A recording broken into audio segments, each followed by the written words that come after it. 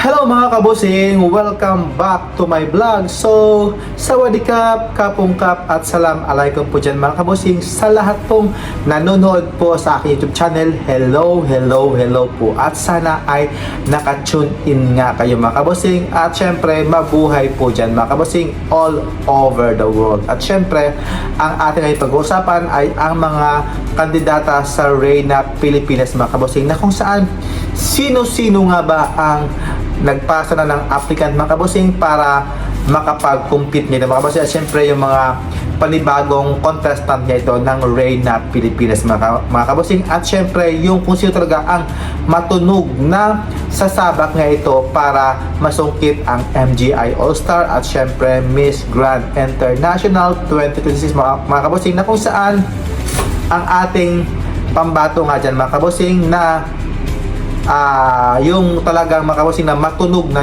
pinag-uusapan niya mga kabusing ay ang si Alexi Brooks niya mga kabusing, na siya na daw ang papasa na nga ito ng kanilang applicant para sa MGI All-Star para sa Reyna Pilipinas mga kabusing. So sa tingin nyo mga kabusing, no, malakas ba ang laban ni Alexi Brooks sa para makuha ang MGI All-Star? So based naman mga kabusing sa mga netizens mga kabusing na bakit pa siya sasali, meron na nga siyang corona, so give chance to others naman nga mga kabusing. So for her mga kabusing, no, why mga kabusing, no, kung itry na naman niya mga kabusing na makipag-compete nga ito sa MGI All-Star, kasi kung sasali siya sa MGI International mga kabusing, so wala talagang assurance kung siya talaga ang makapag-uwi ng corona. So kasi last year and after last year, Pilipinas mga kabusing ang nakapag-uwi ng corona, yung si Sergio Piazza at si Emma Tiglao. So ngayon, so si Alexa Brooks ayaw niya muna doon sa MGI International kasi suntok sa buwan nga mga kabusing, no, yung kung siya man ang mananalo, so hindi siya assurance na siya talaga ang makapag-uwi ng corona. So much better daw sa MGI All-Star siya kasi yung reigning queen yung mga kabusing is from Colombia. So alam naman mga kabusing, no, si Alexi Brooks is total package naman siya. Maganda niya kanyang pasarela, yung kanyang communication, yung kanyang emote mga kabusing, no? At syempre yung mga supporters nga ito mga kabusing na from Iloilo ay todo support nga ito sa kanya para sa nalalapit na pagpasa nga niya ng applicants sa Reyna Pilipinas 2026. So may second batch pa rin mga kabusing, at syempre may final calls pa yata this coming July 13 mga kabusing or 12 yata yun.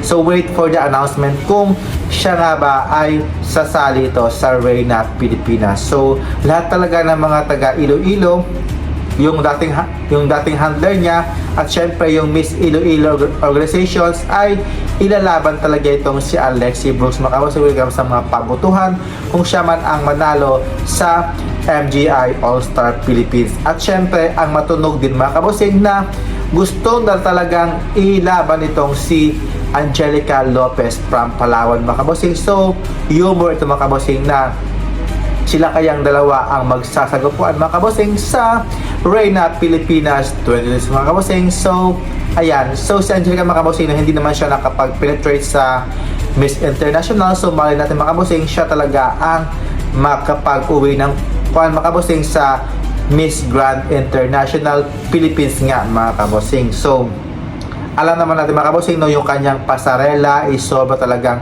pakak na pakak yung si Angelica Lopez, at syempre yung kanyang communication skills okay naman mga kabusing, no.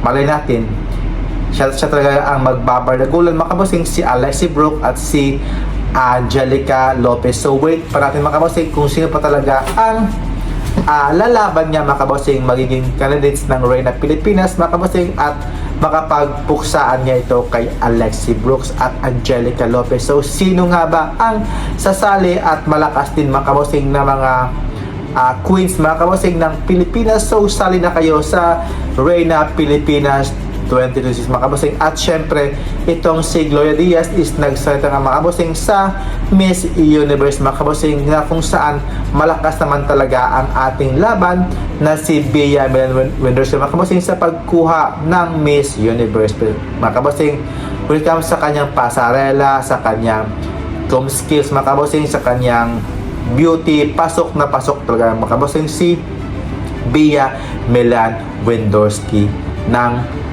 Miss Universe Philippines mga kabossing. At syempre, ayan mga kabossing, no, please comment down below mga kabossing kung sino ang mga ibang kandidata na lalaban nga ito sa Reyna Pilipinas, at syempre possible nga magiging candidates mga kabossing, at possible na mahigpit na makakalaban nila Alexi Brooks at Angelica Lopez. Please comment down below, and thank you for watching mga kabossing, and see you in my next vlog. Keep safe po, and kapungkap, and syukran mga kabossing. Bye bye, see you in my next vlog.